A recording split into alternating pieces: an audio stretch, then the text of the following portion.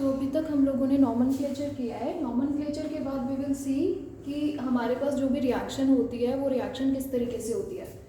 किसी भी main organic किसी भी हमारे पास केमिकल रिएक्शन में, ऑर्गेनिक रिएक्शन में दो कंपोनेंट होते हैं। एक होता है main organic compound and second is our reagent, और दोनों मिलकर के क्या बनाते हैं, प्रोडक्ट बनाते हैं।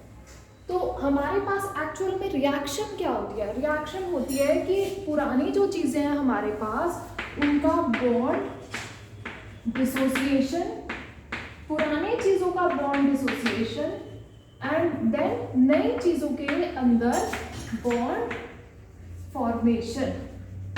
This is our chemical reaction. तो हमें देखना है कि मेन ऑर्गेनिक कंपाउंड जो हमने लिया है, क्योंकि ऑर्गेनिक रिएक्शन हम लोग स्टडी कर रहे हैं, उस मेन ऑर्गेनिक कंपाउंड में ये बॉन्ड कैसे डिसोसिएट होता है, जो कोवेलेंट बॉन्ड हम लोग पढ़ रहे हैं। ठीक है, नेक्स्ट हमारे पास आता है रिएजेंट। रिएजेंट में बॉन्ड किस तरीके से ब्रेक होता है? रिएजेंट में बॉन्ड हमारे पास ब्रेक होता है थ्रू फिजन। रिएजेंट का जो बॉन्ड होगा, रिएजेंट हमारे पास ऑर्गेनिक भी हो सकता है एंड इनऑर्गेनिक भी हो सकता है। तो रिएजेंट पे कोई रिस्ट्रिक्शन नहीं है, बट हम ऑर्गेनिक रिएक्शंस पढ़ रहे हैं। We have our main organic compound जो एक प्रोडक्ट को लीड करेगा। रिएजेंट जो बेटा हमारे पास होता है, उसके बॉन्ड्स की जो ब्रेकिंग है वो थ्रू फिजन होती है। और फिजन भी दो टाइप का हमारे पास आता है। इसमें पहला फिजन आता है होमोलिटिक फिजन, दूसरा फिजन आता है हेट्रोलिटिक फिजन। तो ये फिजन हम लोगों को एक जो चीज़ है वो डिटेल में करनी है। तो सबसे पहली चीज़ जो हम देखेंगे बेटा कि रिएजेंट कैसे ब्रेक होता है, उसके लिए वी विल स्टडी फिजन। और फिजन में दो चीज़ें हम लोग पढ़ेंगे, homolytic fission and heterolytic fission. अब यहाँ पर मेरे पास रिएजेंट टूट गया, रिएजेंट का हमारे पास होमोलिटिक और हेट्रोलिटिक फिजन हो गया। जो उसमें पॉसिबल है वो दोनों फिजन एक साथ नहीं होंगे। Next we have main organic compound. Main organic compound के अंदर हमारे पास बॉन्ड किस तरह से ब्रेक होता है या किस तरह से इसके इलेक्ट्रॉन शिफ्ट होते हैं, तो उसके इलेक्ट्रॉन डिस्प्लेसमेंट के लिए हमारे पास तीन मेथड है। पहला है आई इफेक्ट, दूसरा है ई इफेक्ट एंड तीसरा है are effect. I stands for inductive, E stands for electromagnetic and R stands for resonance। और बेटा हर टाइप का जो इलेक्ट्रॉन डिस्प्लेसमेंट है वो अलग टाइप के कंपाउंड्स में लगता है। जैसे कि हमारे पास इंडक्टिव इफेक्ट, कि इंडक्टिव इफेक्ट हमारे पास वहाँ पर लगेगा जहाँ पर सैचुरेटेड कंपाउंड्स हैं, मतलब एल्केन्स हैं विथ सम इलेक्ट्रोनेगेटिव एलिमेंट।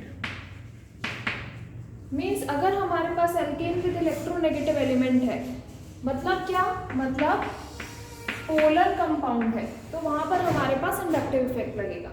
अगर हमारे पास इलेक्ट्रोमैग्नेटिक इफेक्ट की बात कर रहे हैं हम, अगर हमारे पास एल्कीन है या फिर एल्काइन है, मीन्स आइदर डबल बॉन्ड वाले कंपाउंड और आइदर ट्रिपल बॉन्ड वाले कंपाउंड और पाई बॉन्ड वाले कंपाउंड। क्योंकि डबल बॉन्ड ट्रिपल बॉन्ड में एक ही चीज कॉमन है, पाई बॉन्ड। तो displacement in pi bond is shown by electromagnetic effect and the displacement in benzene ring, क्योंकि बेंजीन को हम बिल्कुल ही अलग पढ़ेंगे यहाँ पर, displacement in benzene ring is shown by resonance effect. तो यहाँ पर दूसरी चीज बेटा हम लोगों को जो पढ़नी है, it is our electron displacement. ठीक है, पहली चीज फिजन, जिससे हमारे पास जो इलेक्ट्रॉन्स है, जो बॉन्ड है रिएजेंट के अंदर वो ब्रेक हो रहे हैं। दूसरी चीज हमारे पास इलेक्ट्रॉन डिस्प्लेसमेंट, जिससे हमारे पास मेन ऑर्गेनिक कंपाउंड के अंदर बॉन्ड ब्रेक हो रहे हैं। ठीक है, उसमें भी हमने तीन कैटेगरी पढ़ी, तीन कैटेगरी ऑफ कंपाउंड्स पढ़ा, alkanes, polar alkanes, double bond triple bond वाले कंपाउंड एंड बेंजीन कंपाउंड्स। अब बेंजीन में भी डबल बॉन्ड होता है बेटा, तो बेंजीन में हमारे पास जो डबल बॉन्ड होता है it is conjugated double bond.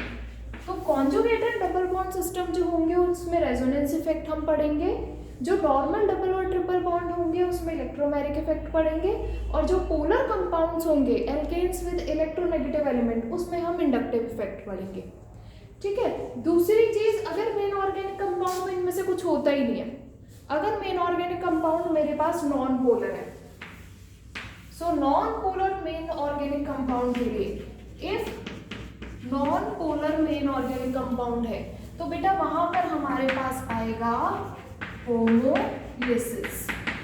तो ये 4 कैटेगरी के अंदर हमने अपने सारे ऑर्गेनिक कंपाउंड्स को ब्रेक कर लेना है, और वो ब्रेक होंगे भी। ठीक है। इन 4 के अलावा और किसी टाइप का बॉन्ड हमारे पास नहीं आता है। तो इलेक्ट्रॉन डिस्प्लेसमेंट हमें पढ़ना है एंड फिजन हमें पढ़ना है। अब बात आती है कि बॉन्ड तो टूट गया, बॉन्ड टूटने के बाद कौन सी चीजें बन रही हैं? बॉन्ड टूटने के बाद भी तो हमारे पास कोई चीज बन रही होगी जो बाद में कंबाइन करके बॉन्ड फॉर्म करेगी। तो बेटा बॉन्ड टूटने के बाद हमारे पास जो चीजें बनती हैं रिएजेंट के अंदर, रिएजेंट के अंदर जो चीजें होमोलिटिक हेटेरोलिटिक फिजन का रिजल्ट होती हैं, उस रिजल्ट को हम लोग बोलते हैं electrophile, nucleophile and free radical।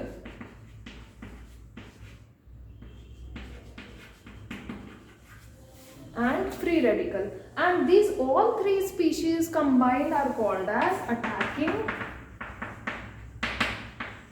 reagent। ये अटैकिंग रिएजेंट है हमारे पास कि रिएजेंट में कौन सा पार्ट जाकर के अटैक कर रहा है, it is our electrophile, nucleophile और फ्री रेडिकल। ठीक है। तो थर्ड टॉपिक जो हमें पढ़ना है बेटा, third topic is attacking reagent कि कौन कौन से टाइप के हमारे पास अटैकिंग रिएजेंट बनते हैं। फोर्थ टॉपिक पे आते हैं। अब जैसे कुछ स्पीशीज यहाँ पर बन रही है रिएजेंट में, वैसे ही कुछ स्पीशीज हमारे पास मेन ऑर्गेनिक कंपाउंड में भी बन रही होंगी। एक स्पीशीज हमारे पास आएंगी, और वो स्पीशीज हमारे पास कौन सी होती है? These are carbocation, carbon with positive charge, carbanion, carbon with negative charge and carbon free radical. तो बेटा इन सारी स्पीशीज को हम मिला करके बोल देते हैं, इन सारी स्पीशीज को, जैसे उनको अटैकिंग रिएजेंट बोल रहे थे ना, इन सारी स्पीशीज को, इन तीनों स्पीशीज को मिला करके हम बोल देते हैं रिएक्शन इंटरमीडिएट्स।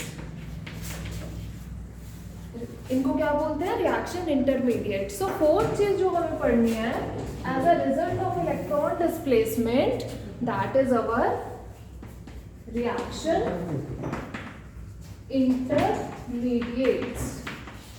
वो क्या है? Reaction intermediates. ठीक है। तो अभी बेसिक हमें 4 चीजें पढ़नी है। रिएजेंट कैसे ब्रेक होता है और क्या क्या बनता है, मेन ऑर्गेनिक कंपाउंड कैसे ब्रेक होता है और क्या क्या बनता है, और वो चीजें फिर कैसे कंबाइन करके प्रोडक्ट देती हैं। तो हमारा मेन मोटिव चीज़ों का कॉम्बिनेशन होना नहीं है, हमारा मेन मोटिव है कि वो चीज़ें कैसे टूटती हैं वो चीज़ सीखनी। सो अभी हमारे पास ये टोटल ओवर आउटलुक है कि हम लोग इस चैप्टर में आगे क्या क्या चीज़ें पढ़ने वाले हैं। तो ये सारी टर्म जो बेटा हम लोगों ने यहाँ पर पढ़ी हैं वो सारी टर्म आगे हम लोग पढ़ेंगे।